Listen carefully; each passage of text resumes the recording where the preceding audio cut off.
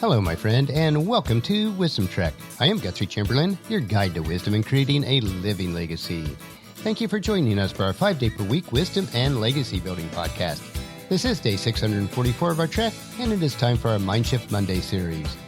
Wisdom Trek's primary focus is to assist you in creating your living legacy. Creating your living legacy can only be accomplished by gaining wisdom in many areas of life. You can only gain wisdom by changing what you allow to go into your mind, which is a result of changing the way you think. In other words, to create a living legacy, you must choose to be in continual mindshift mode, or changing the way you think. It is easy to get stuck in the mindset that your current circumstances cannot be changed.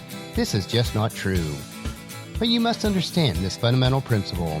In order to change your life, you must change how you think and what you think about. Our Mindshift Monday podcast and journal will provide you with practical ways to make a mind shift to a rich and satisfying life. We are broadcasting from our studio at the Big House in Marietta, Ohio. After a very warm and rainy week, the weather finally moderated a bit over the weekend, and we were able to get out and do more chainsaw work and mowing. One of the storms on Friday brought down a sizable limb on one of the old majestic oak trees beside our house. Fortunately, it did not hit any of the house, but it has added to my list of wood that needs cut for firewood, so we will work on that as we have the opportunity. We are still waiting for Hazel's blood count and immune system to rebound from the past 3 weeks of being low. She did have an appointment on Friday in Columbus, and the oncology team will reassess her situation after her next blood test on Tuesday. If her count is back up, they will continue the chemo treatments. If not, they will need to investigate the cause a bit further. The waiting is difficult, but we realize that God is in control of her situation, and physically she seems to be feeling pretty good. We continue to positively look toward our future. Our mindset is very important in every aspect of life. If your first inclination is to think negatively, then a mind shift is required. You cannot get trapped by your current situation and feel that there is no way to change it. So on our trek for today, I desire you to have a mind shift that will allow you to imagine life as it could be. George Bernard Shaw once said, "Some men see things as they are and say, 'Why?' I dream of things that never were and say, 'Why not?'" In order to have this type of thinking, most of us will need a mind shift. In other words, we need to change how we think and what we think about. In some area of life, all of us are leaders. That may be in your home with your children, as a business leader, or a leader in ministry. John Quincy Adams said it this way: "If your action inspires others to dream more, learn more, do more, and become more, you are a leader." And nearly everyone inspires others in some manner. As a leader, one of your distinguishing characteristics is that you have a vision for the future. Vision is the ability to imagine life as it could be, not stuck with life as it is today. Part of vision is realizing that you must accept life as it is today and not what you wish it to be. This does not mean that you need to remain where you are today. Just acknowledge it so that you can move forward with a vision to change what otherwise would be your destiny. True leaders see life as it could be. They always see a little farther, with a little more of a complete picture than those around them. To change your mind shift, you need to change in that way.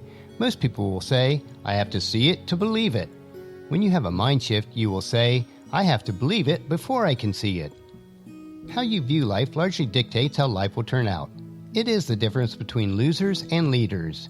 The loser sees work that needs to be accomplished and makes excuses like saying, "My little effort will make no difference. That task is just too great." A leader looks at the same work that needs accomplished and says, "Here's a great opportunity. I'll do my part to make it succeed." Losers see the hard work that they must endure to climb the mountain of success. Leaders see the success of climbing the mountain of hard work. Losers see problems in every situation. Therefore, they focus on thinking on the problems and the possibility of failure. Leaders see the potential in every situation. Therefore, they concentrate on thinking on the potential and the possibility of success.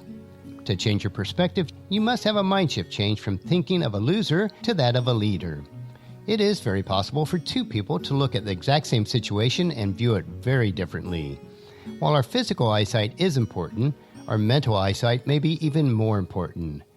Most of us will go to the eye doctor on a regular basis to have our physical eyes examined and purchase corrective lenses if required. But let me ask you this: how is your mental eyesight? When was the last time you had your mental eyesight checked? Today I'll provide you with a quick mental eyesight checkup, which may determine if you need corrective lenses for your mind, or in other words, a mind shift. Number 1. When you hear of a new idea for the first time, do you look for the potential or the problem with that idea? Number 2, are you afraid to share new thoughts with others for fear that they may react negatively? Number 3, how do you think when you're in a group and a problem arises that requires a decision? Do you participate in finding a solution or hope that someone else will have the answer?